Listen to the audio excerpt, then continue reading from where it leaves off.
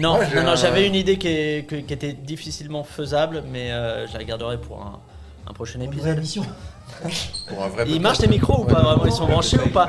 On est d'accord qu'elle est pas vraie la console avec les potards. Les potards c'est du tarama, c'est pas des vrais. Donc les micros ne marchent pas. Non mais c'est fou quoi. Non mais notre invité parle avant nous. Il y a de la musique. Il va éteindre la musique, Dorian. Là, on est vraiment dans les shots de l'hôtel Coste. C'est vraiment. Alors, fais attention à ce que tu dis parce que ça enregistre. Hein, pour nous, avant, ça serait un peu mieux si on était dans les toilettes. Attendez, ça enregistre depuis quand? Parce que c'est un bon concept de pouvoir enregistrer dès que la personne rentre, en fait. Totalement à ton insu. C'est pas un podcast d'investigation. Okay. Enfin, on va garder quand même 2-3 dossiers histoire de te faire plonger. Déjà, pourquoi je lui parle alors qu'on l'a pas fait venir? Mais c'est vrai, c'est fou. Enfin, le mec arrive. Pourquoi penses-tu que tu serais notre invité? Parce que tu es là. C'est essentiellement un manque de respect et un ego surdimensionné. Non, cela dit, c'est marrant de le faire parler avant et que comme ça, les gens qui nous écoutent, déjà coucou, bonjour, bye bye les méchants, coucou les gentils. Oui. Vous êtes donc dans Tenez, goûtez, c'est délicieux. Et vous avez peut-être reconnu sa voix. Notre invité, c'est Éric Zemmour. Alors, parce que la voix est un peu nasillarde rapport à un décalage de la cloison nasale. Oui, à cause de la prise de stupéfiants. Non, malheureusement, non, j'ai pas ça, mais je devrais faire ça à un moment donné. Je suis en crise de la quarantaine, donc à un moment donné, il faut que j'essaye les drogues dures. Alors dis-moi, on peut faire l'apologie de la drogue ou pas sur ce genre de format? Certainement pas, non. Plutôt vers la fin, en tous les cas. D'accord. Dans les bonus, les bloopers, comme on dit. Dis-moi, Gredin Barbu, quel est ton surnom du reste? Comment t'appelles tes amis?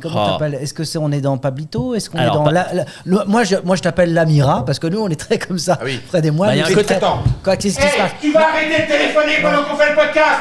C'est pas parce qu'on le fait chez toi, t'as tous les droits. Tu as compris, Dorian? Déjà qu'on fait ta pub, merde! Bon, mais ça, là, pour nous, c'est... Pour moi, vous devriez lui mettre des petites claques sur la nuque, un peu autoritaire, un peu paternaliste, parce que je pense que crier ne marche plus avec ce genre de comportement. Pour moi, c'est comme un dressage de chien, c'est le petit truc là près du museau, quoi. Et la croquette derrière. Voilà. Et la récompense, le système de sanction-récompense. Mais je sens que tu veux échapper à la question parce que tu es. Mais non, j'avais deux réponses. C'est vous qui êtes parti. Il y a un mal-être épidermique. On te sent pas sûr de toi. Tu es sur la terre meuble. Hein. Tu es tout transpirant. Tu as de l'eczéma. Tu n'oses pas répondre à cette question. Je vous donne tous les surnoms. Il y en a plusieurs parce qu'on est multifacette évidemment. Pablito, là, on est plutôt dans un registre familial. On est sur un père à qui je parle plus depuis 17 ans. Pablito. Ah donc ok, on va parler. Tu vas t'allonger donc pendant ce podcast. Elle est où Mireille Dumas?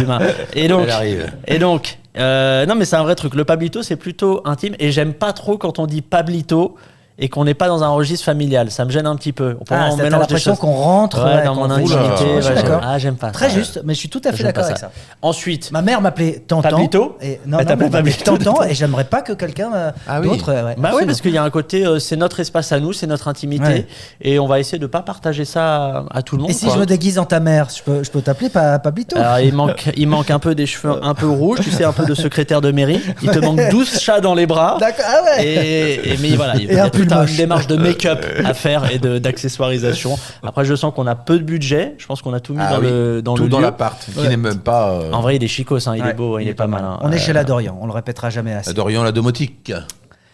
La domotique, c'est quoi la domotique? Pour moi, c'est une science de quelque chose. C'est l'électricité pour les riches, en gros, si on devait résumer. Tu vois. C'est-à-dire que c'est quelque chose qui est ultra connecté et ultra camouflé, ce qui fait que quand tu rentres dans l'appartement témoin de la Dorian, puisque c'est le temple de la domotique, encore une fois, tu as l'impression qu'il n'y a rien et en fait, il y a tout. Il suffit de claquer dans les doigts, d'appuyer sur des parties du mur et là, qui ça s'allume, qui ça s'ouvre, qui ça se referme. Une moto qui arrive, qui sort du frigo. C'est ça. C'est le pilotage des équipements de confort, la gestion du multimédia, la sécurité. Donc, Pablito, il y a eu un petit ventre mou sur cette description. J'aime bien tout ça. avoir l'accès Internet, c'est moi qui l'ai dans le podcast. Ah non, tu vas pas répondre au téléphone, tu vas pas t'y mettre toi aussi. Tu veux bien raccrocher. 2, 1. Samir. Samir, on est actuellement en train on a commencé, on est en train d'enregistrer. Il peut rentrer ou pas? Il peut rentrer. Il est en bas depuis tout à l'heure en fait. Parce qu'en fait il est à l'heure, on est sur un grand professionnel. Alors dis-lui qu'il est en haut parce qu'on est en sous-sol en vérité. Donc ça serait donc Samir. Il est là? Ah oui, il est là. Attends, regardez, là il y a une double voix qui est en train de se créer et avec le téléphone. Incroyable, pas l'arrivée du pain surprise en direct. Mais il y a pas d'applause pour un pain surprise. Surtout pas. Samir, bonjour, bienvenue. Nous ne voulons pas savoir qui vous êtes pour l'instant, car c'est à la discrétion de notre invité à savoir Pablito, l'Amira pour moi. Et donc quel est l'autre Et alors l'autre surnom qu'on m'a donné au lycée, c'était et connoté péjorativement et positivement, c'était Paco le ouf. Alors, péjorativement, parce que c'est un manque de respect envers mon prénom. C'est-à-dire qu'il n'y a que le P et le O en commun. Donc, en fait, il suffisait de dire Pablo. Et le ouf, parce que genre se balader en t-shirt l'hiver, c'est genre un peu fou. Ouais, d'accord. Ouais. T'as collé tes chewing-gums sous la table, des trucs comme ça. Des paquets entiers. T'étais déjà comme ça un petit peu différent. Sur le spectre, j'étais très loin déjà sur le spectre. Non, mais il y avait ce truc-là où genre l'esprit était un peu plus singulier et puis on sort du lot par la blagounette, quoi. Tu aimais fanfaronner. J'étais un fripon. Je peux dire que j'étais un fripon déjà au fait dès 14 ans, quoi. Donc. Enfance heureuse ? Non, bien sûr que non. Sinon j'aurais pas fait ce métier. Ah, ça dépend. Hein. J'aurais fait contrôleur de gestion, cariste. J'aurais fait tout ça. Ceci étant, tu as démarré avec, on va dire, quelque chose de un peu plus sur les rails, parce que tu te prédestinais au journalisme. Toi, oui, j'ai fait des études de journalisme post-bac. Mais avant ça. Mais qu'est-ce qui t'animait justement dans cette démarche ? Qu'est-ce que tu voulais dans le journalisme, la curiosité. Intellectuellement assez stimulant, parce que Fred, tu nous écoutes plus là, tu fais des signes à d'autres personnes amical au pain surprise, parce que sinon ça fait le mec qui est de dos tout le temps, c'est pas correct. En vrai, tu devrais un peu te décaler pour qu'on soit tous face au pain surprise, mais bon, après ça c'est des histoires de savoir-vivre. Et donc, non mais le côté, la curiosité intellectuelle, on s'intéresse à des sujets différents, on apprend, et sauf que le problème du journalisme, c'est qu'on n'apprend pas en s'amusant. Donc à un moment donné, je me suis dit tiens, on va faire des blagues quand même, quoi. Et le Gorafi a été un vrai bon point de rencontre. Ça a été le point un petit peu de bascule entre le journalisme entre la forme journalistique de on écrit comme si on écrivait des dépêches de presse genre AFP machin et tout, et en même temps on fait des blagues. Donc la rencontre de deux trucs que je faisais déjà un peu, et ça m'a permis ensuite de mettre le pied à l'étrier. Je me suis toujours posé la question sur le Gorafi quand il y a ces titres qui sont balancés, qui sont très dans le wording typique du journalisme, de la dépêche de presse, machin tout. Les photos, comment vous faites elles sont libres de droit? C'est marrant comme question. Mais non, parce qu'elles illustrent tellement bien, je trouve, les accroches. Ah, c'est gentil. Mais en gros, la réponse est chiante parce qu'elle est technique. C'est la seule chose gentille que je te dirais. J'ai déjà perdu Fred dans le regard et tout. Alors, j'aime Fred parce que Fred, il fait ce qu'on appelle des visages d'écoute active, et il fait des visages comme José Garcia avec Antoine Decaune quand il faisait le personnage de. Ouais, c'est vrai. Il fait ça en parlant d'écoute, donc c'est drôle. Mais en gros, pour les images de une. Alors qu'on est que dans l'audio. Hein. Oui. Mais au cas où quelqu'un filmerait, je préfère faire des plans d'écoute. Sachez les gars qu'il faut faire vraiment un podcast filmé, hein. C'est vraiment l'avenir. On est en 2025. Surtout pas, on est contre l'avenir et contre la stratégie. Contre ça, nous, okay. Zéro stratégie. N'achetez pas de Bitcoin et surtout vous intéressez pas à l'IA. Et vous verrez, je vous le dis, je travaille dans la musique, le CD ça marchera jamais. Dis-moi, t'as quand même un spectacle qui s'appelle Passé Simple. Alors tu devrais te retrouver en confrérie avec des gens comme nous. Ouais, mais c'est comment le passé résonne avec le futur, les gars, en termes de marketing. Bon alors, tu vas répondre à cette question, nom de Dieu. les photos qui illustrent le Gorafi. Est-ce qu'à la fin de chaque épisode, les invités ils repartent avec une oreille juste en de toute façon, il y a un cabinet d'ORL juste à la sortie qui s'est installé là depuis qu'on a démarré ce podcast. John et Akoufen. et donc, les photos, réponse chiante, photos libres de droit, Wiki Commons, et des photos de stock que tu achètes sur Getty Images ou machin et tout, quoi. Ah, donc que tu achètes. Il y a un petit abonnement, quoi. Voilà. Alors, ce Pablo, on veut pas savoir où et quand il est né, on va pas rentrer dans. Non, on s'en fout de ça. Mais pourquoi? Pas de biographie. Mais je me dis né quand même Paris 15, pas très loin quand même. Peu importe. C'est quand même un prénom magnifique. Je veux dire, alors, je sais que tu as des origines espagnoles, mais pourquoi ils ont choisi Pablo? Est-ce que tu tentais que... Alors, dans la famille, il y a quasiment pas de prénom hispanique, espagnol à l'échelle de ma génération. Rapport où on arrive en France et on essaye de s'adapter. Donc on s'appelle Enguerrand, on s'appelle Guillaume, on s'appelle Steph. Mais mes parents, je sais pas pourquoi, je crois que c'est mon père qui a fait du lobbying. Donc vraiment le côté espagnol de ma famille, c'est mon père. Et il a fait du lobbying sur... On va quand même lui donner un indicateur des racines. Et donc, on va lui donner Pablo. Alors, ce qui est chiant, c'est que quand je rentre dans un taxi, G7, j'ai l'appli, les gens me disent Pablo Escobar. Et moi, je suis obligé de dire plutôt comme Pablo Neruda. C'est une belle référence. En vrai, c'est plus Pablo Neruda. C'était Pablo Neruda? C'était Pablo Neruda. Ah, ouais. C'était pas les narcotrafics. De toute façon, il y avait 3 Pablo possibles. Picasso, Neruda, Escobar. Et c'est plus par rapport à Pablo Neruda. Il y a aussi, c'est joli, c'est élégant. Ouais, c'est joli, c'est vrai. Ouais. Il y a un autre Pablo. Alors, il y en a plein des Pablo. Hein. Il y a le premier album de Radiohead qui s'appelle Pablo Honey, qui a révélé d'ailleurs le groupe avec Creep. Donc toi, quelle génération? Ça m'intéresse pas du tout. Mais pas du tout. Pas, tu vois bien qu'il y a eu un creux. Tu n'aimes pas le rock. Eh ben écoute, j'attends les chiffres. On verra demain. Pour moi, il n'était même plus autour de la table. Ouais, c'est ça. Je l'ai senti disparaître dans l'infini. Non, moi, ce qui m'intéresse, c'est de savoir Donc toi, t'es de quelle génération? Alors, parce que j'ai une question derrière après. Si ça ne t'intéresse pas, ma petite remarque, je trouve que la tienne est absolument... Mais Dani, non, pas du tout. Excuse-moi, je me demande encore ce que je fais. Non, on sent que le format est en train d'imploser de l'intérieur. Ah non, mais parce que t'as envie de répondre. Je vais le faire par politesse, parce que j'ai une éducation. Mais Merci. Et que je suis un peu égocentrique, donc tout ce qui me concerne, à un moment donné, ça peut m'intéresser. Mais je te fais la vraie réponse. J'espère qu'elle t'intéresse et que c'était pas juste une question de relance. En gros, le père de mon père, espagnol, c'est la guerre, le franquisme et tout ça. On est en 35, 36, 37. Il doit quitter l'Espagne. Sauf que c'est un mec, il a le nez creux, tu vas voir. Il se dit, on doit quitter l'Espagne, où est-ce qu'on va? On va en France. Oui, mais on va où en France? On va en France, en Algérie française, à Oran. Il a senti que c'était un territoire paisible pour les années à venir. et donc après, il s'installe en Algérie. Très compliqué pour les Espagnols qui arrivent en Algérie. Ils peuvent pas bosser, machin et tout. Un petit peu la misère. Et puis en 62, ils doivent requitter l'Algérie rapport à l'indépendance. Donc vraiment, mon grand-père a eu 2 exils dans sa vie. Il faut savoir qu'un, c'est déjà traumatisant et épuisant. Imagine 2. À quel point ça va quand même flinguer l'esprit, quoi.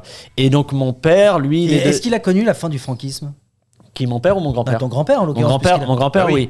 Mais mon père, lui, il est né à Oran en 59. Il est resté 3 ans et puis après, ils ont dû bouger. Et puis, c'est tous ces Espagnols pieds noirs qui sont arrivés à Marseille dans un premier temps. Rapport au bateau, c'est plus pratique, Corsica Ferries. Et donc, il arrive à Marseille. Une partie de la famille pieds noirs reste à Marseille et puis l'autre arrive en banlieue parisienne, Arcueil, Cachan et tout. Et puis après, il s'installe. Il nous a fait non, mais c'est intéressant parce que, du coup, toi, est-ce que au fur et à mesure de ta jeunesse et de ton grandissement en tant qu'homme, tu as, comme on a tous le passé de nos ancêtres qui nous hante et qui est en nous, qui nous construit. comment ça s'est, agencé comment ça s'est développé ça s'est goupillé dans ton être. Est-ce que ça t'a aidé? Est-ce que ça t'a handicapé? Je ne sais pas. Moi, j'ai été en chaise roulante pendant 15 ans à cause des origines.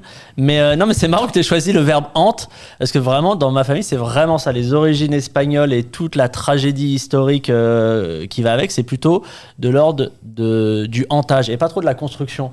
Pour le coup, c'est un grand truc, c'est le grand non-dit. C'est le grand non-dit de la famille et tout, tu vois. Alors, je vais voir si hantage existe pendant que vous poursuivez cette discussion. C'est à minima un artiste de stand-up. Je pense qu'il y a un mec qui s'appelle Hantage. Et tout de suite, on accueille Hantage. Je sais pas si vous avez remarqué. Mais poursuivez. Non, mais c'est marrant que tu aies choisi le mot hanté. Est-ce que, toi, tu as des origines qui... J'ai lu un livre là-dessus qui, justement...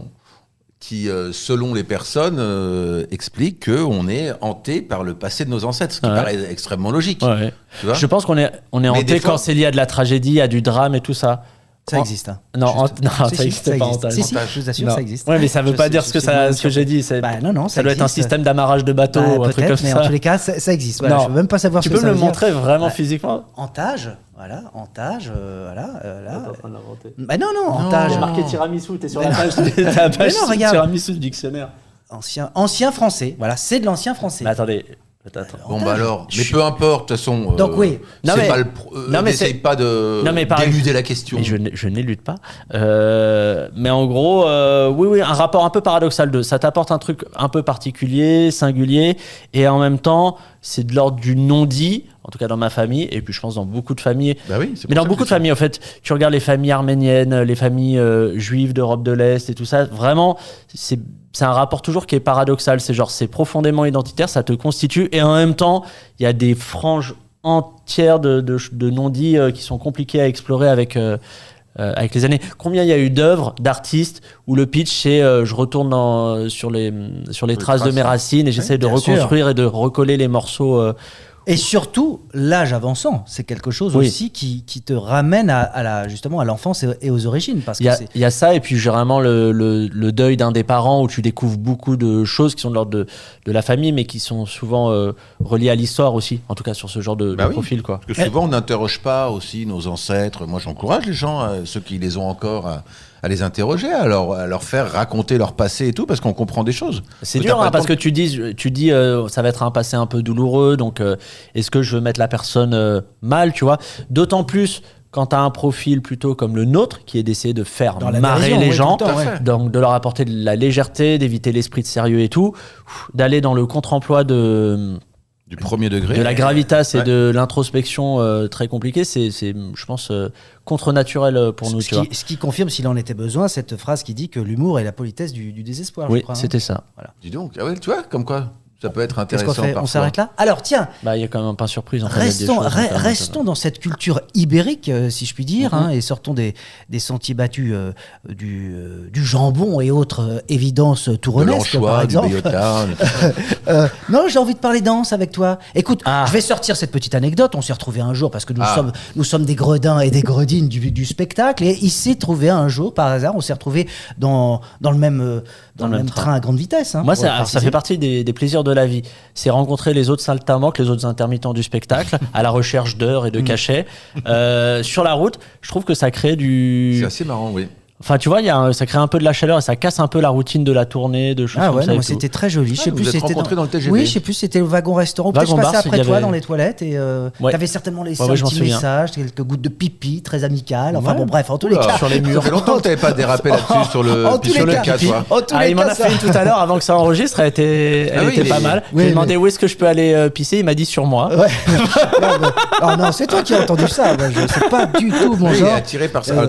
Pour le coup, là, sur le. Autant on est très amis dans la vie, mais sur l'humour, on a des clivages.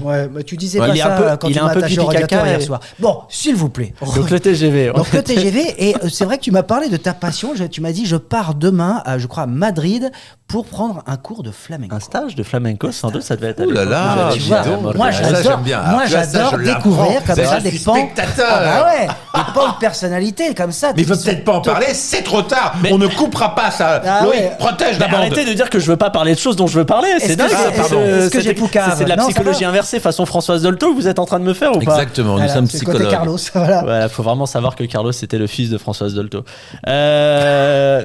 Donc les gens ne le savent pas généralement. Que t'as fait du flamenco ou que Carlos était le fils de Dolto ? Que Carlos a fait du flamenco. Carlos le chanteur. C'était des grosses semelles cloutées comme ça. Non mais oui, j'ai fait du flamenco. J'ai dû en faire 2 ans et demi, 3 ans. Oui, mais ma question c'est qu'est-ce qui t'amène à ça ? Est-ce que c'est justement pour renouer avec la danse, le rapport au corps et tout, c'est un truc qui m'a toujours parlé. Et le flamenco, bon combo c'est une danse un peu classique dans son approche, c'est-à-dire qu'il y a beaucoup de gammes à faire comme du ballet et tout ça, tu vois, tu dois te taper des vraies séries de pas de danse, de mouvements et tout. Et puis les origines ibériques, évidemment, ça me parle, machin tout. Même si moi... Parce que tes parents écoutaient ça ? Non, pas du tout. Mais en plus, ma famille n'avait pas du tout d'origine andalouse, puisque historiquement, quand même, le flamenco vient d'Andalousie. Mais ça me parlait, il y avait un truc, ce que ça exprime. Puis il y a toute une philosophie derrière que j'aime beaucoup et qui peut avoir un rapport à la scène. Il y a un concept qui existe dans le flamenco qu'on appelle le duende. Le duende, c'est l'esprit qui vient t'habiter quand tu danses, un peu comme un esprit malin et tout ça. Et des fois, quand t'es sur scène ou que tu rentres sur scène à un moment donné, tu te laisses porter par ton texte, par ton jeu. Il y a un petit esprit malin, je trouve, qui t'habite pendant que tu fais des vannes. Et je pense que c'est un état que tu peux retrouver aussi dans d'autres pratiques que juste la danse. Et t'avais le costume, c'est-à-dire le petit pantalon qui est un peu moulant la fesse et le chemise à jabot. Le pantalon était large, mais je le remplissais suffisamment avec les cuisses et mon entrejambe. D'accord. Non, et puis la petite chemise noire. C'est ça, bien sûr. Et un peu de talon quand même, un peu de talon. Alors il faut vraiment les talonnettes cloutées pour faire du bruit, parce que c'est techniquement un instrument à part entière. On gagne combien de centimètres, parce que ça peut m'intéresser, je peux m'y mettre. Alors moi j'avais pris la version drag, j'avais gagné 30 centimètres. Vraiment c'était plus compliqué. Drag queen flamenco. Tu gagnes ça, je fais ça avec ma main. Donc c'est quoi C'est 5-7 cm. C'est les mocassins de Sarkozy, quoi. Oui, c'est vraiment ça. L'esprit malin, la transe du spectacle. Le duende. Est-ce qu'on t'a... Ça, tu veux rebondir là-dessus ? Toi, t'as fait 3 spectacles. Jonathan, il en a fait 3. Moi, j'en ai fait un, tout seul. Quand est-ce que tu reviens sur scène ? J'en ai fait un tout seul, un à 2. Oui. Mais mais l'esprit malin, ça m'intéresse, parce que je sais pas si on en a déjà parlé, mais est-ce que vous avez déjà vécu ça sur scène, où tu fais ton sketch comme d'habitude, ton personnage, et puis des fois... Il se trouve que tu l'as pas amené comme d'habitude quand ça marchait. Et là, moi, j'ai un autre... je pensais à ça, donc c'est pas la même chose, mais une sorte de petite voix à côté qui regarde le spectacle, bras croisés au-dessus de toi, et qui dit alors, juste après, 30 secondes après, pas trop dégoûté d'avoir raté l'enchaînement là? C'est dommage. Tous les soirs les gens rigolent, là ils rigolent pas. Peut-être que tu vas trop vite, je sais pas. Et toi t'es déjà dans ton autre truc, tu sais, t'as envie de dédoublement de. Ouais. Ouais. C'est fou ça. Bah, c'est... Parce que premier degré, j'en parle au premier degré. Ah ouais. Mais genre tu te vois, tu te visualises en train de jouer. En fait, c'est sur moi. En fait, lui, il juge. Donc c'est un peu le surmoi, oui, qui juge ta prestation. Toi, mais ta parole continue, tu fais la suite parce que t'es en roue, tu connais ton texte, machin et tout. Mais t'as l'autre qui te dit ça et c'est horrible de le faire partir et tu sais que t'as raté en plus. Ah, de le faire partir, t'en es vraiment à ce dédoublement-là. Voilà. Non, et du coup, tu lui prends. Bah, prends-lui un appartement. Ça, je sais pas, mais c'est la première fois que ça m'est arrivé, c'est extrêmement perturbant. Non, mais ça, c'est vrai que.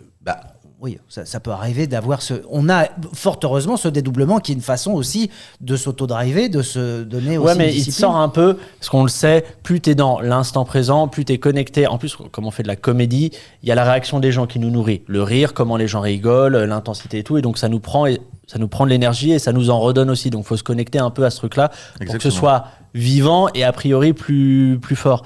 Et en fait, si tu as ce dédoublement et que tu te laisses un peu enfermer dans ça, tu te coupes de fait parce que ton cerveau il est connecté sur ce petit moi qui juge la performance positivement ou négativement et ça te coupe un petit peu de ton écoute avec le public et tout ça. Alors rappelons à celles et ceux qui écoutent toujours ce podcast qui s'appelle Tenez, goûtez, c'est délicieux. Oh, un petit peu, voilà. Là, en l'occurrence, il reste plus grand chose à goûter. Je me permets de dire qu'on n'est pas reçu façon méditerranéenne. Ah non, mais là, on sent qu'on est sur la fin du buffet. C'est de tendre, de dire à ceux et celles qui nous écoutent, goûter, c'est délicieux. C'est-à-dire que ce sont des gens délicieux. Ce sont des gens qu'on aime. On est dans le cannibalisme. Exactement. Exactement. Le total cannibalisme. Et justement, on va te goûter, toi, c'est ce qu'on est déjà en train de faire, mais à tout moment, on pourra aussi goûter et délicioser. C'est vraiment des phrases de Club Libertin. Cette phrase est très très long. En fait, là, on est en train de te goûter. Tout ça pour dire qu'il y a également le pain surprise que tu pourras actionner à tout moment. Mais je peux l'activer maintenant. Tu peux. Je commençais à m'emmerder avec toi tout seul. Ça s'est bien vu. Ça s'est bien vu. Parce qu'il a fait semblant de relancer sur la danse. C'est ça. Mais quand ça parle pas de lui. Je suis tout chose. Juste, j'aimerais finir sur le flamenco. Est-ce que les gens se sont tes amis, parce que comme tu le disais, on est quand même dans un métier où on se vanne et on a l'habitude aussi d'avoir, et il le faut, bien évidemment, de l'autodérision. Est-ce qu'il y a des gens qui se sont foutus de ta gueule au début, qui sont venus te voir, qui t'ont dit « Ah ouais, mais tu le fais avec beaucoup de... » Parce que j'imagine que si tu as fait ça pendant 2 ans, c'est ça ? 3 ans. 3 ans, tu l'as fait. Et d'ailleurs, pourquoi tu as arrêté ? Je m'étais flingué le pied parce que c'est une discipline qui fait de fait très très mal au pied, les chocs et tout ça. Et je m'étais fait un truc qui s'appelle le névrome de Morton, espèce de nerf qui est pincé entre 2 os au pied et tout. Et je me suis flingué le pied. Et puis après, j'ai pas repris le dos, quoi. Mais donc, est-ce que ça a attiré, je dirais, des moqueries Non, je vais te dire, je pense que ça aurait pu attirer des moqueries si je l'avais intégré à un spectacle. Genre, je termine mon spectacle avec un numéro de flamenco parce que ça me fait plaisir. Ah bah, moi, je trouve que ça serait magnifique. Ce serait une catastrophe. Parce que soit tu as un niveau qui est dingue, d'accord. Mais tu ne peux pas, sauf si tu es un génie, avoir un niveau dingue au bout de 3 ans de pratique de n'importe quelle discipline. Là où je suis d'accord avec toi, c'est toujours compliqué d'intégrer le premier degré dans ce qu'on appelle le second degré. Ça dépend, parce que si entre 2 vannes et d'un coup il y a un mouvement. Alors. Là, oui, je pense que ça passe, c'est tu dis... Voilà, c'est ça, c'est pas attention, je vais vous faire un numéro. Oui, c'est tu fais, je sais pas, t'as une vanne du type, ouais, je lui ai fait du flamenco, et tu fais pas machin. Exactement. Et là, ça passe. Mais si tu te fais vraiment plaisir, où je me fais 5 à 10 minutes de flamenco à la fin, parce que je kiffe et que je veux montrer que je sais faire autre chose que des blagues, je pense que là... tu peux être ça me dérangerait pas dans notre époque actuelle. Autant à notre époque, tout était extrêmement cloisonné... mais aujourd'hui, voilà, tu pourrais me vendre un podcast sur le flamenco, j'achète. Là, je Après, j'ai l'impression que tu achètes beaucoup de choses. Quoi. Bah, tu verrais moi, je peux aussi dire n'importe quoi toute la journée. D'ailleurs, moi-même, je ne sais pas qui vraiment je suis. Et je ne veux pas savoir. Et puis, on ne sait pas qui nous écoute non plus. Mais tout ça pour dire il y a des gens qui écoutent ou pas, qu'on se le dise vraiment. Non, par contre, une vraie chiffre. Par contre, sérieusement, oui. Alors, franchement, on a été surpris. Parce que nous, on est même surpris parce que nous. J'ai vu qu'il y avait beaucoup de commentaires sur Apple Podcast. Donc, je me suis dit, oula, il y a de l'écoute. Non, il y a de l'écoute. C'est en train de. Après, on a une grosse famille. Donc, ça arrange quand même pas mal les chiffres. C'est vrai, ils sont en train de progresser. Mais nous, on n'a jamais fait de stratégie, on n'a pas de stratégie de carrière, on est de l'ancienne génération, nous. Nous, on fait tout au feeling, on fait tout comme ça. Tout ça pour dire que... Et j'ai envie de rebondir non seulement sur cet épisode flamenco, mais également sur l'épisode qu'on avait fait avec Fauve Auto, qu'il n'est jamais trop tard pour se mettre à la danse. Préciser qui est Fauve, danseuse, danse avec les stars. Non, mais il faut préciser. Ah, tu crois ? Bah, c'est pas non plus Barack Obama, et j'adore Fauve, mais il faut préciser quand même. On va te repréciser. Oui, tu peux vraiment. Non, mais tout ça pour dire qu'il n'est jamais trop tard. Et moi-même, je chéris, et je sais que j'irai un jour, parce que moi j'adore les claquettes par exemple, je sais que j'irai un jour, j'oserai pousser la porte d'un cours de danse. Voilà. Mais toi, t'en as fait combien de la danse? T'as un corps de danseur. Non, d'aérobiqueur. Et une odeur de routier. C'est vraiment le... malade. Là, tu vois, je le regarde, je pense à quand tu faisais ton sketch de Michou, là, tu sautais avec tes 2 petites jambes. Tu te mettais sur le côté du canapé. Elles n'ont pas grandi, tu sais. Non, mais ceci dit, en vrai, au-delà de la vanne, il a toujours été très corporel dans son approche. Moi, je repense à tous les persos que tu as fait chez Ruquier. Ouais, chez Ruquier, c'était On n'est pas couché. Ruquier, en fait, qui était plus ou moins un YouTuber de l'époque. Oui, c'est ça. Et non, mais entre le Damien Bézet, qui était le plus physique, je trouve, dans ton approche, où tu bondissais sur l'invité en étant tenu avec une corde ou un truc comme ça. Mais il y a toujours eu un truc très physique, très caractérisé. Exactement. Tu vois, quand il fait Zemmour, machin et tout, le corps, il est là, il est placé et tout. C'est l'amour du burlesque. Moi, j'ai toujours... En fait, tu sais, c'est drôle. Faire petit aparté sur moi. Après, moi, j'adore. Moi, tu me passionnes. On devrait même pas être là. On devrait le laisser parler tout seul. Voilà, allez-y, la portée. Lambert. Non, mais là, Lambert. Je me suis toujours dit, quand je faisais ces personnages chez Ruquier, tu vois, je me suis dit, si quelqu'un n'a pas le son et qu'il voit l'image, il faut qu'il ait envie de s'approcher de la télé pour monter le son. Et c'est pour ça qu'à chaque fois, je me disais, il faut que déjà, visuellement, il y ait quelque chose qui soit spectaculaire, ou spectaculaire. Trop bien. Putain, c'est génial. Tu vois, même moi qui le connais très bien, j'apprends encore des choses sur lui. C'est quoi la dernière chose que tu as appris de lui? Non, parce que un peu scotché. Je suis en train de parler à Fred. Et là, ce qu'il vient de dire à l'instant. Okay. C'est génial de se dire ça, pour attirer les gens et avoir envie de monter le son de la télé. Mais je trouve que c'est une proposition, enfin c'est une façon de voir la chose qui s'est perdue un peu en télé, où il y a beaucoup de blabla, de commentaires, et je dis ça et j'en fais. Techniquement, je fais des vannes sur l'actu et tout, mais on a un peu arrêté télévisuellement, et toi qui as fait le SAV, où on voyait aussi plein de persos avec du costume, machin et tout, on a arrêté de penser visuellement la comédie un peu, tu vois. Il y a beaucoup de billets, de trucs comme ça, billets d'humour, machin et tout, avec des bons angles, des bonnes punchlines et tout, mais on a un peu oublié. Il y a des modes, c'est normal aussi. Ouais. Et alors, tu parlais on a évoqué Laurent Ruquier, mais toi-même, tu as travaillé. J'ai fait les grosses têtes un peu. Ouais, c'était cool. Ouais, j'ai fait 1 an et demi.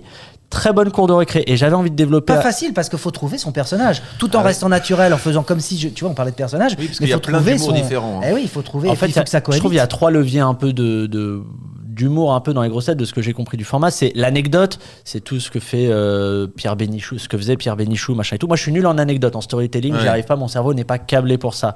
Après, il y a la répartie. Là, je suis plutôt câblé pour ça et tout. Et c'est ce que je voulais développer. Je voulais, parce qu'en fait, jusque-là, j'avais fait que des chroniques papier, écrites, on se met devant un fichier Word page blanche et on y va et on essaye de... Quelle police, soyons précis? En vrai, Arial 14. D'accord. Comme en vrai, je suis psychorigide, c'est vraiment Arial 14. Et on revient à la ligne à la fin de chaque phrase pour voir la taille de chaque phrase. Et donc, je voulais développer un autre muscle qui était le muscle de la répartie. Et la grande difficulté, au-delà de trouver son perso... Son clown, sa persona, comme disent les stand-uppers, c'est, je pense qu'il faut, pour exister dans cette émission, il faut vraiment être un sale gosse. C'est-à-dire qu'il faut couper la parole. Parce qu'en fait, t'arrives, t'as une bande, donc c'est 2 fois 3 plus Laurent. Donc et tout le monde parle. Carrément, ouais, mais vraiment. Et si tu n'as pas ce truc-là d'être fondamentalement un sale gosse, tu peux ne pas exister pendant 3 heures d'émission. C'est-à-dire marquer ton territoire. Donc. Ouais, tu dois couper les gens, être mal poli et tout. Donc faut avoir un manque d'éducation pour briller dans cette émission. Voilà. Quoi. Ce qui nous concerne pas. C'est pour ça que je vous êtes très poli, très éduqué et tout. On le sent. On crie de temps en temps, mais ce sont des cris. Non, mais c'est vrai qu'il y a des gens, des fois, en pleine anecdote ou en pleine vanne qui vont couper. Moi, je trouve ça atroce. Moi, j'aime pas du tout. Alors, quand ça nique ta musicalité. Si tu arrives à te mettre dedans, t'es très fort. Et tu rajoutes, et l'autre continue, et ça va plus, c'est fort, mais sinon, c'est... Voilà, moi, ça fait partie des émissions qui, pour moi, ne marcheront jamais, les grosses têtes. C'est pas un truc... ça se voit. Moi, j'ai été... En fait, c'est une émission qui utilise des CD, c'est ce que j'entends. Et l'Internet, alors là... Les Internets, pour moi, c'était les Internets. La toile, non, mais n'importe quoi. Bon, bref. Alors, deuxième spectacle. Peu t'importe. Oui, tu tapes dans tes mains, tu veux faire une prière. Qu'est-ce qui se passe ? Ouais, prière Shinto. J'aimerais qu'on remercie les kami du temple. Tu sais, ils font ça dans le shintoïsme quand ils sont devant un temple. Tu t'apprêtes à dire quelque chose ? Non, il allait partir. Non, il y a une envie de pain surprise. Il y a une envie de pain surprise. Ouais. Vas-y, tu cliques quand tu veux sur la... Je fais ça. C'est un peu... Alors parfois c'est le. Ça c'est un fa dièse. C'est un fa dièse, je le reconnais, j'ai l'oreille absolue. Comme Alexandre Astier, j'adore Kaamelott, voilà tout simplement quoi. Non, sincèrement, tu as l'oreille absolue. Tellement pas, j'adorais la voir. Ah oui, c'est ça. Ça se voit, mais non, c'est un do mineur. Ouais, pardon. Non, j'ai le. Oh là, je suis tellement content de vous présenter. Oh là, je crois que j'ai compris à qui on avait affaire. Oh là là, regardez-moi. C'est écrit sur son. polo. Ouais, vraiment, là, Oh il y a- ça c'est un gredin. Ça c'est un gredin avec des biceps. Oh là là là là. Alors je vais vous dire parce que c'est que de l'audio. Il y a marqué sur son sweatshirt à capuche, ce qui est FBC, déjà des FBC. notes. Hein. Il y a marqué FBC, France Boxing Club. Donc moi je retiens boxing et j'ai peur. Toi, Pourquoi je ne sais t'as pas. peur? Bah, j'ai peur parce qu'en tous les cas, je me dis, c'est quelqu'un avec qui il faut être aimable. Mais peut-être que je me trompe. Mais pourquoi Peut-être que tout de finalement- suite les clichés? Mais ouais, Oh c'est là ça. là. Ouais, oui. C'est comme Non. le pitbull, ça peut être très gentil. Exactement. Mais exactement, pourquoi? Alors, qu'est-ce qui vous je unit vois un tous les deux sportif, moi. Eh ben, Je vois moi, quelqu'un de suis- dynamique. Je suis l'entraîneur de Pablo. Ah ouais, parce qu'il Je vois Pablo deux, trois fois par il est semaine. passé Ouais, donc bien du sûr. flamenco à la À la boxe. boxe, ouais. Et ça n'est pas incompatible. Bien... Mais ça veut dire que tu boxes avec des Avec chaussures des de talons. salon? Ouais, c'est qu'en fait, non, j'ai des gants avec des clous, en fait, vraiment, pour vraiment. Mais attends, c'était pas Mohamed Ali qu'on surnommait la danseuse? C'est quel grand boxeur Ah ouais, qui... incroyable. Non mais tu sais, il y avait eu ce grand match où on avait dit où c'était la guêpe, ou je sais plus comment... il y avait eu ce grand match. C'était pique comme une abeille, danse et Oui, pique comme une abeille. voilà, Ah oui, il y danse avait ça. et pique comme une abeille. C'était C'était ça. très très beau cette forme. Non, mais au-delà de la métaphore avec la danse, ou en tout cas l'analogie avec la danse, elle existe vraiment. Ah bah Il oui, y a la un boxe. truc où tu dois quand même appréhender la distance de l'autre, te positionner, avoir le Et puis il tempo. y a une tout. certaine souplesse, une décontraction. Bah oui. Mais moi, je suis pas bon danseur, pourtant je boxe bien. Mais En bachata, je pense que t'es un tueur.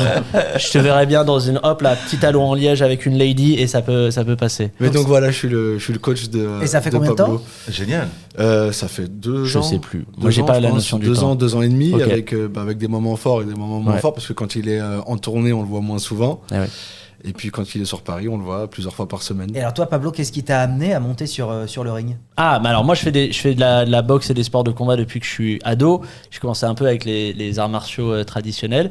Et puis après je fais de la boxe thaï et puis un tout petit peu de boxe anglaise à Clichy. Et puis là je voulais m'y remettre parce que vraiment c'est pas genre juste un sport. En fait il y a cette expression à propos de la boxe anglaise qui est le noble art. Et en fait quand tu pratiques, tu vois vraiment la dimension artistique au-delà du sport et tu peux y passer une vie à l'approfondir comme un art quoi. Et puis philosophique aussi, parce que au-delà du il y a- sport de combat qu'on a dans l'image un peu comme ça, mais c'est aussi une autodiscipline et puis un respect de l'adversaire, des règles. Donc il y a quelque chose qui te construit aussi. Et c'est un rapport au corps et que je trouve vraiment intéressant. Et alors, il y a cette étude qui dit que la boxe, c'est tu sais, le sport le plus dur à pratiquer. Mais c'est une vieille étude qui était Ah ouais publiée sur ESPN. Et par rapport à plein de critères qui sont l'endurance, les réflexes. Cognitif, ouais. Le fait de prendre des coups, déjà, c'est un sport à catégorie de poids aussi. Donc il y a des gros régimes, oui. tous les boxeurs font des régimes. Donc c'est toutes ces choses-là qui font la difficulté du sport. Et puis de se produire. Moi, je suis assez admiratif des gens comme Pablo, même comme vous, qui prenez la parole devant tant de personnes. Moi, j'ai un peu de mal, mais de se produire sur un ring, je pense aussi, devant des milliers de personnes, ça peut être impressionnant aussi. Donc, ouais, c'est toutes ces choses-là qui font que... Non mais c'est intéressant, donc, ça veut dire que dur. toi en tant que professionnel, tu as senti une différence dès lors que tu t'es retrouvé peut-être pour la première fois boxer en public. Est-ce qu'il y a une incidence? Est-ce que Ah, mais un stress, est-ce que je vous en parle même pas. Ah ouais. Ah ouais, grave. Mais est-ce que quand t'es rentré et que le match a commencé, ça t'a libéré et t'as été genre dans la zone, tu sais ce qu'on appelle chez les sportifs, machin et tout, genre la notion du temps elle change, En fait, il y a des étapes. Moi, j'ai commencé la boxe à l'âge de 8 ans. Ouais. Et puis, j'ai commencé par la boxe française, donc par le pied-point. Et quand j'ai commencé, j'ai tout de suite été très fort. Mon premier jour, j'étais à la boxe. J'ai su que la boxe était fait pour moi. Et puis, j'ai fait des compétitions par la suite, mais j'ai pas ressenti de stress en boxe française parce que mes entraîneurs, à l'époque, étaient très réputés dans ce monde-là. Et vous savez, l'entraîneur, il peut vous donner confiance. Déjà, même le fait de le voir à l'aise, le fait de le voir confiant, ça vous rend confiant aussi. Et puis après, je suis passé à la boxe anglaise à l'âge de 13 ans. Et là, mes coachs, en même temps, basculaient, passaient de la boxe française à la boxe anglaise eux-mêmes. Donc, découvraient un nouvel univers. Et là, j'ai su ce que c'était le stress. Vraiment, je me rappelle à mon premier combat. Mais carrément, j'ai vomi à la fin du combat sur le ring, la honte. de Mais t'as stress. gagné? Ouais, non, j'ai perdu même. Ok, mais c'était pas Et- physique, c'était pas genre tu t'es pris un crochet au Non, foie non, ou c'est machin pas un et coup tout. que j'ai pris. Non, non, c'est le stress qui t'a fait toute vomir. l'émotion. À Ça, la c'est fin, ouf, ça m'a fait vomir sur le ring et j'avais honte et tout. Et puis après, j'ai pas lâché derrière. Et puis j'ai eu la carrière que j'ai eue après par la suite.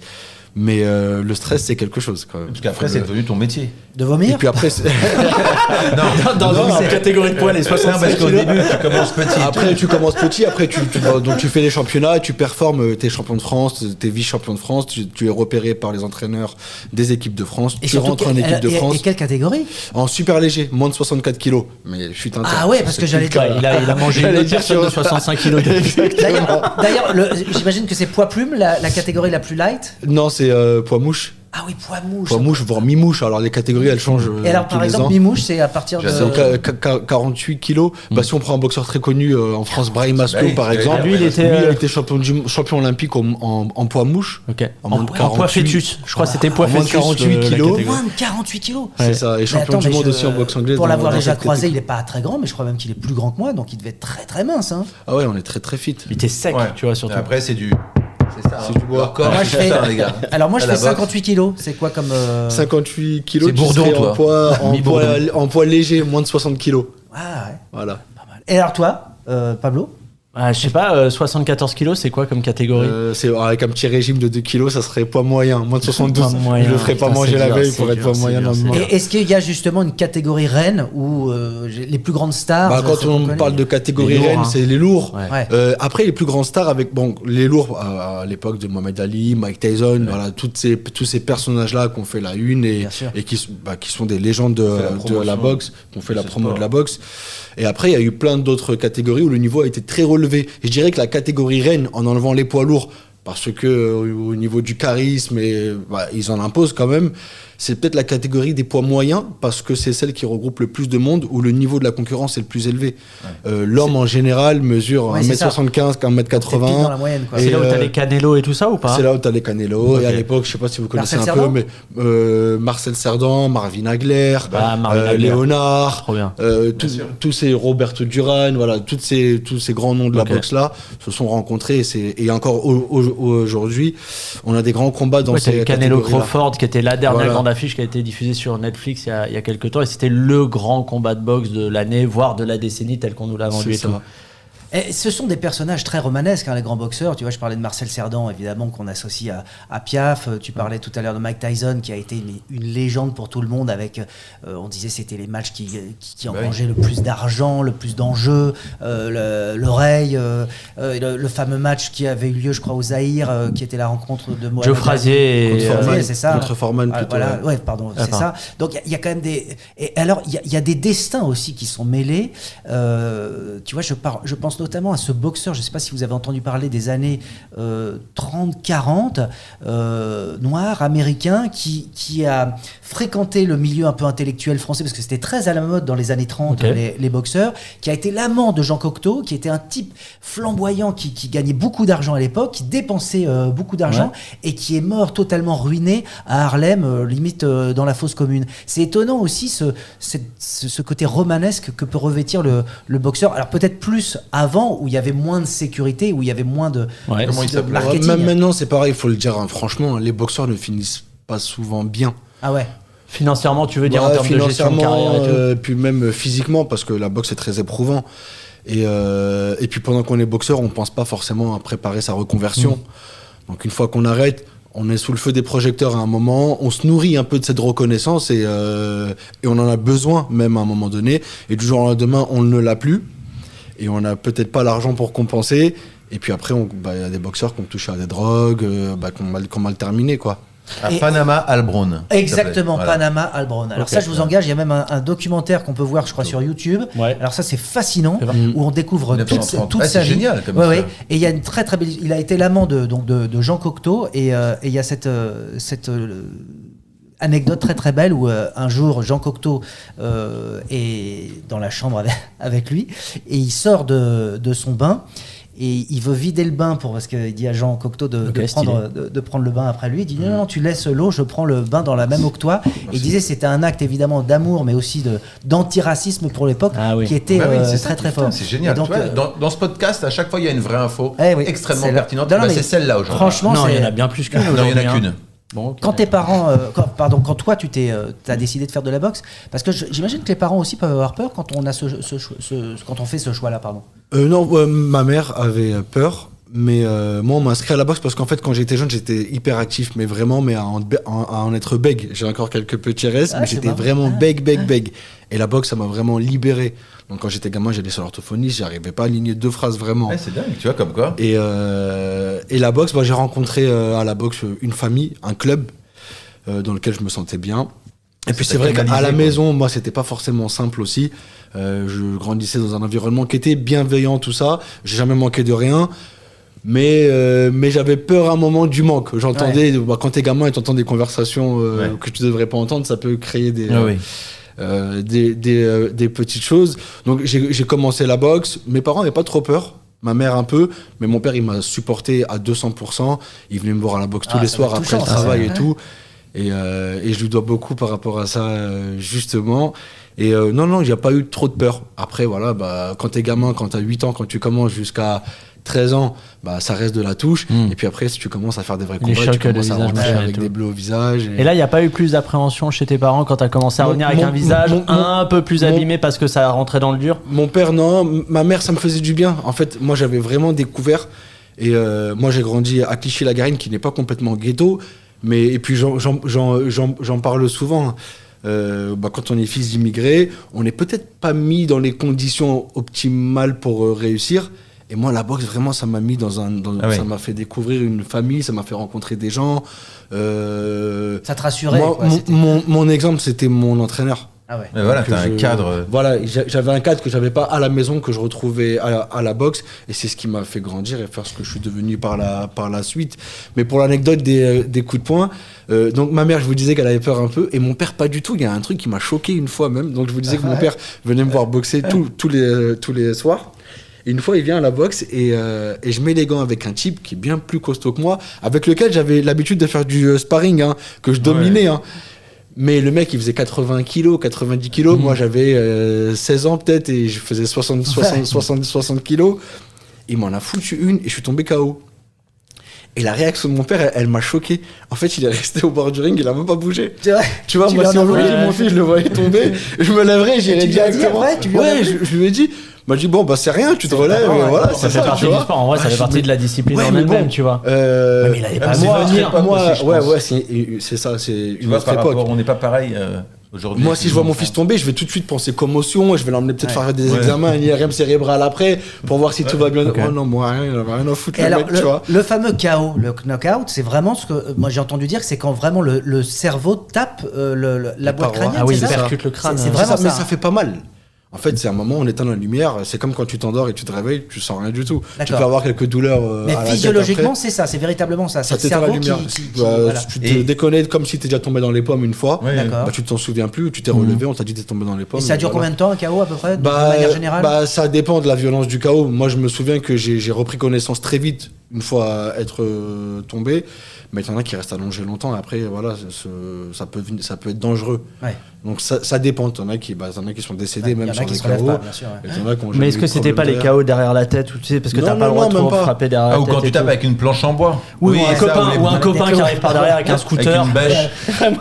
Non, le KO, je pense que c'est un coup que tu vois pas venir. Donc t'apportais pas la résistance musculaire pour résister au coup. Donc t'as 2 types de KO. T'as celui qui t'éteint la lumière, c'est celui que tu vois pas venir. Et t'as celui où tu prends un coup que tu vois venir et t'es bien sonné. Et là t'as la tête un peu qui tourne.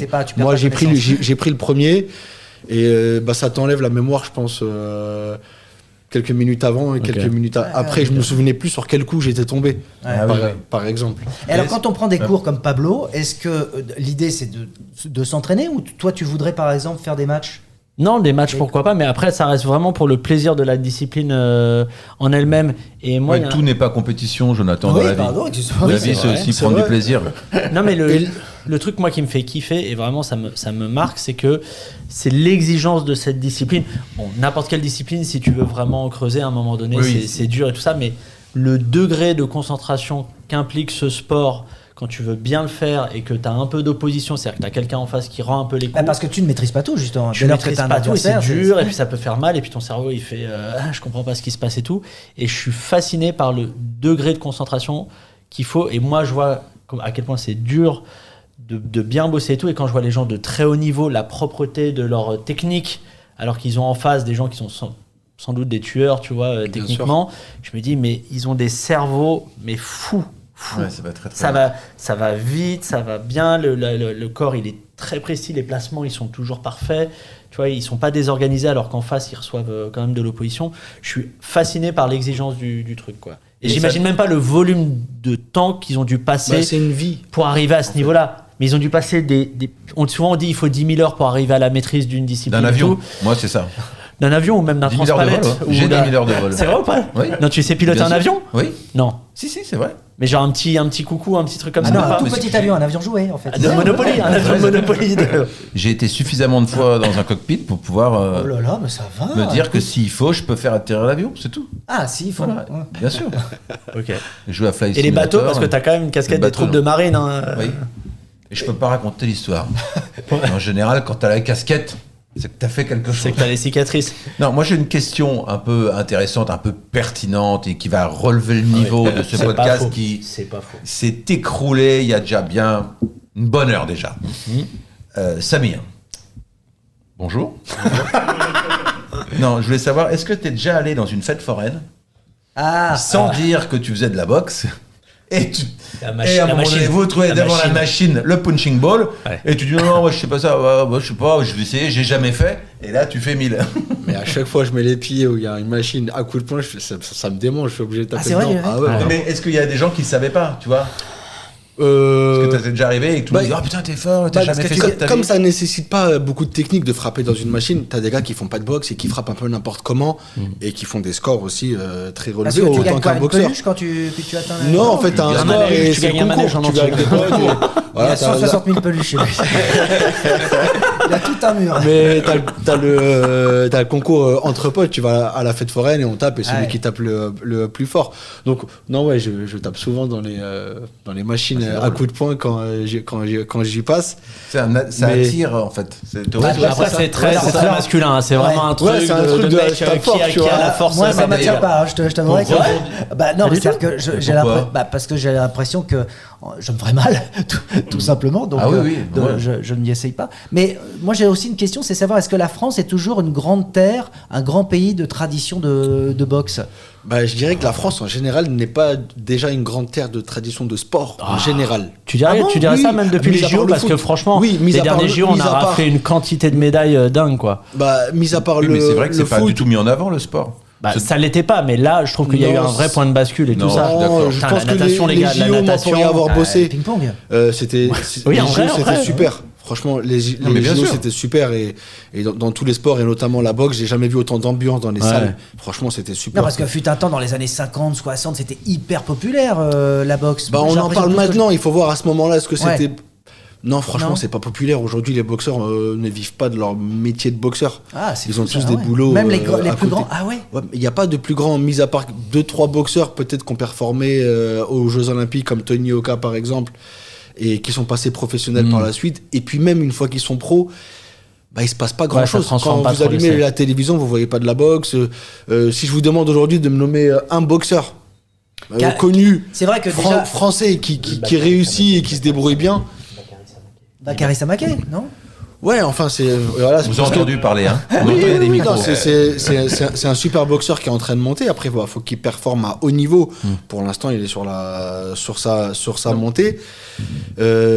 Après, c'est la médiatisation. Je parle de Canal, fut un temps, on retransmettait les grands matchs de boxe, donc ça participait aussi à la popularité de Canal, ce et puis même TF1, à un moment, il y avait de la boxe sur TF1. Moi, je me rappelle quand j'étais gamin, je voyais Tuoso boxer sur TF1. Tuoso, bien sûr.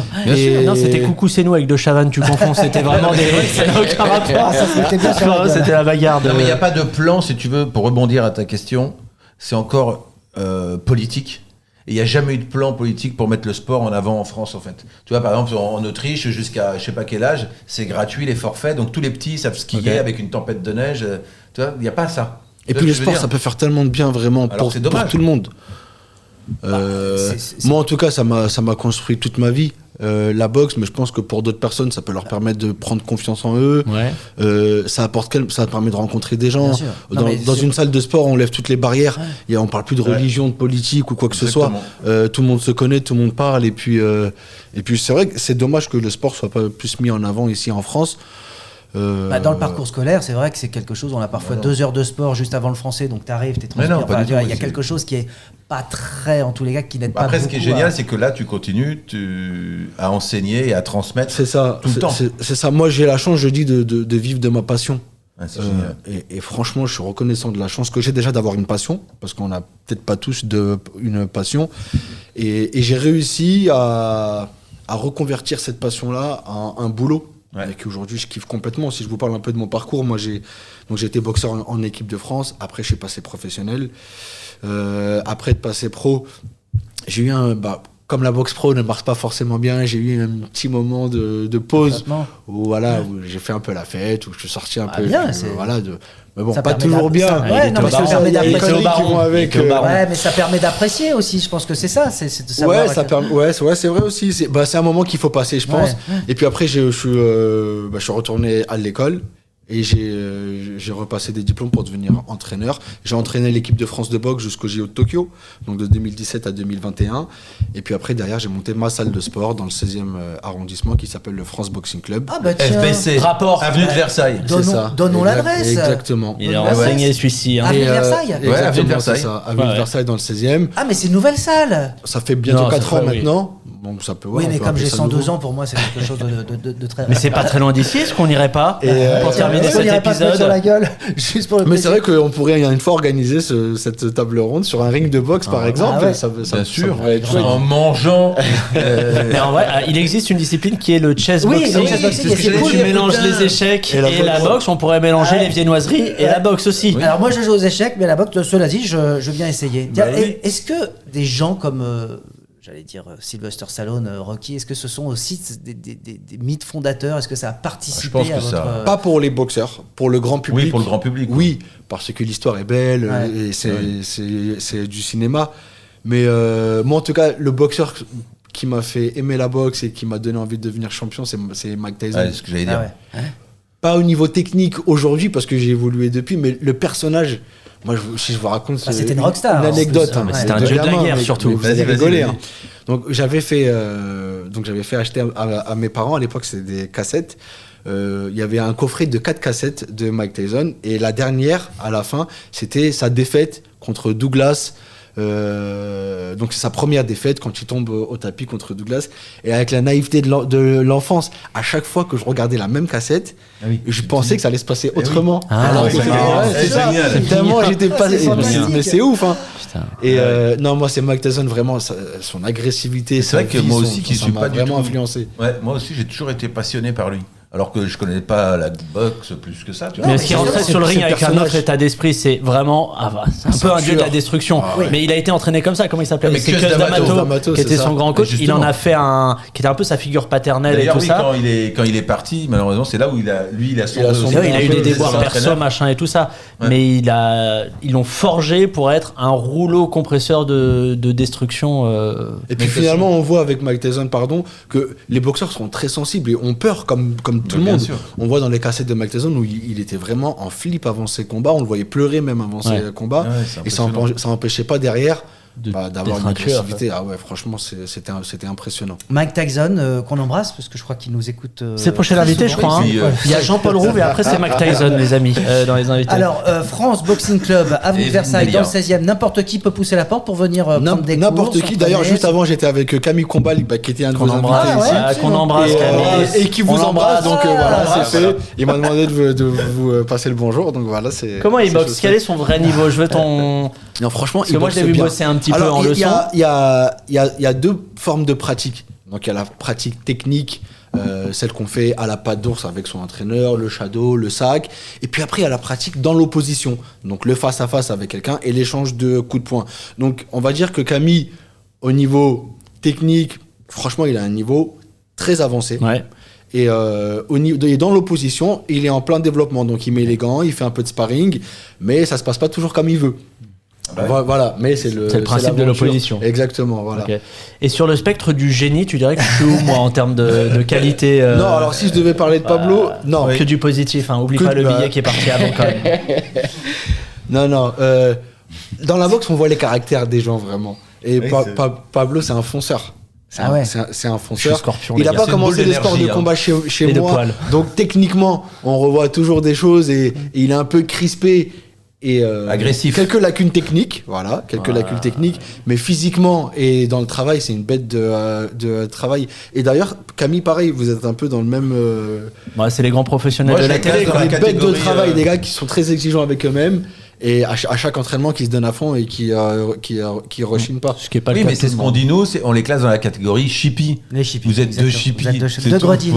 Les chippies. Alors, avant de se quitter, moi j'avais juste une petite question. Ah bah oui, vas-y. Parce que j'ai ta discipline des échecs.